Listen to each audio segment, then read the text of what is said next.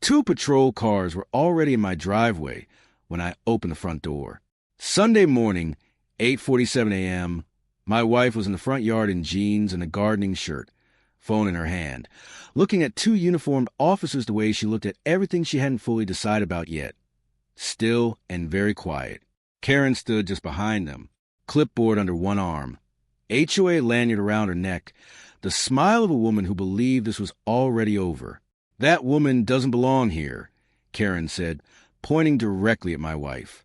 "I want her cited and removed from the premises immediately." On the ground near my wife's knees, a crumpled orange HOA notice. Karen had taped it to our front door 3 days earlier. My wife had peeled it off the wood to keep it from damaging the finish. That was the crime. "This is HOA jurisdiction," Karen told the lead officer, her voice carrying the confidence of someone who has never once been told she was wrong. "I have full authority to request the removal and arrest of anyone interfering with lawful HOA enforcement on this property." She had just called 911 on the wrong woman. She didn't know that yet. I stepped onto the porch still in my bathrobe. Neither officer had reached for anything. They were doing their jobs, professional, measured, responding to a dispatch call the way they'd been trained to. They didn't know yet either. Karen turned to me without slowing down. "Your household has been in noncompliance for 31 days. She glanced at her clipboard. "And this woman has now destroyed official HOA documentation posted to your property. This is a citation offense. I have already filed the paperwork," she said, like it was a legal term, like taping a notice to a private front door was the same thing as publishing a court order. My wife had peeled it off carefully to protect the wood. That was what Karen had told the 911 dispatcher was destruction of HOA property. The lead officer turned to my wife and asked her name. She gave her first name. Nothing else. He asked if she lived at this address. She said yes. He wrote something down and nodded. Karen shifted. She didn't like this pace. She was used to people folding faster. "I'd like this resolved now," she said, her voice climbing slightly. She interfered with a lawful HOA process. "That flower bed," she gestured sharply toward the low border plants my wife had put along the walkway, "is in direct violation of Section 4.2, subsection C of the HOA governing documents. This household has had 31 days to comply. They have chosen not to." I watched the officer with a notebook. He didn't write that down. I remember standing very still on that porch. Not because I was afraid. There's a specific kind of patience that comes from knowing exactly how a situation ends. My wife hadn't moved, trowel still in her hand. She was looking at the officer with a steady, patient expression. Not afraid. Not at all. Karen kept talking. Escalation procedures, community standards, violations. I would later learn this was the 11th time in 3 years she had called law enforcement for HOA enforcement.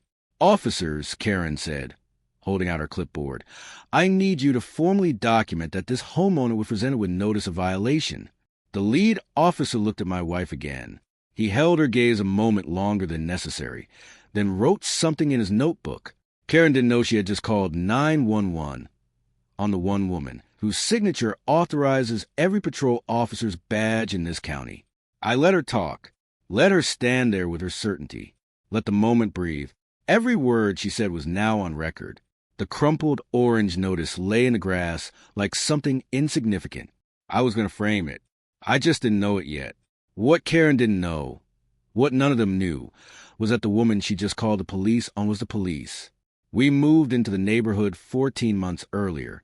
My wife chose the house for the yard, the light, the way the back windows caught the afternoon sun.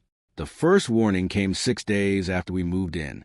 Mrs. Chun carrying almond cookies, telling us quietly, "Just do what she says. It's easier." Her name was Linda Carver, HOA president for 6 years.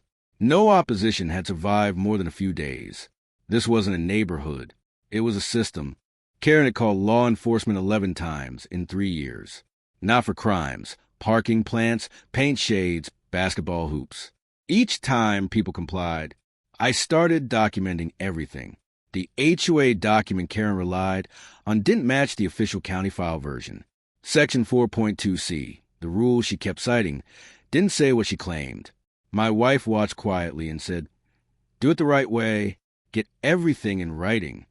So I did. I went door to door. People were careful, afraid, but stories came out. Fines, pressure, quiet compliance. Mrs. Chin showed me 23 violation notices. James Okafor showed me a lien that was never released. The pattern was clear.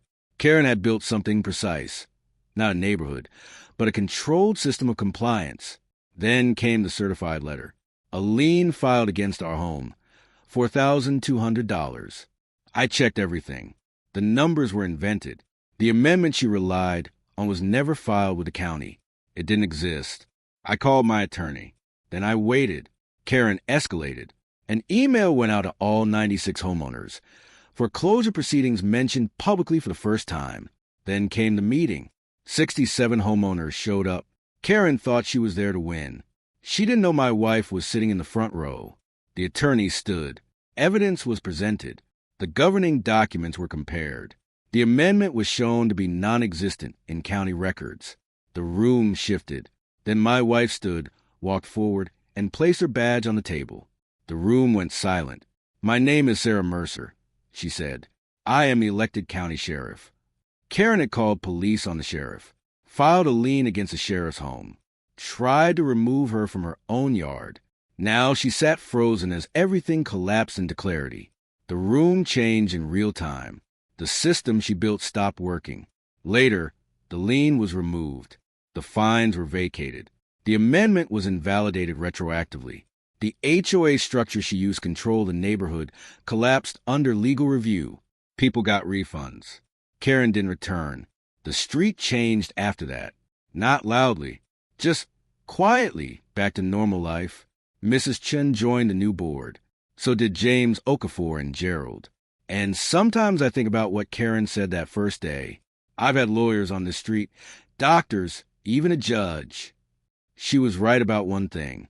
She just never knew which house she was standing in front of. On a Saturday morning after it was all over, my wife was back in the yard planting again, extending the flower beds, making them larger. No patrol cars, no clipboard, no notices, just quiet. Inside my office, I framed the orange HOA notice, the thing that started it all. Some people framed their first dollar. I framed the beginning of a war they never should have started.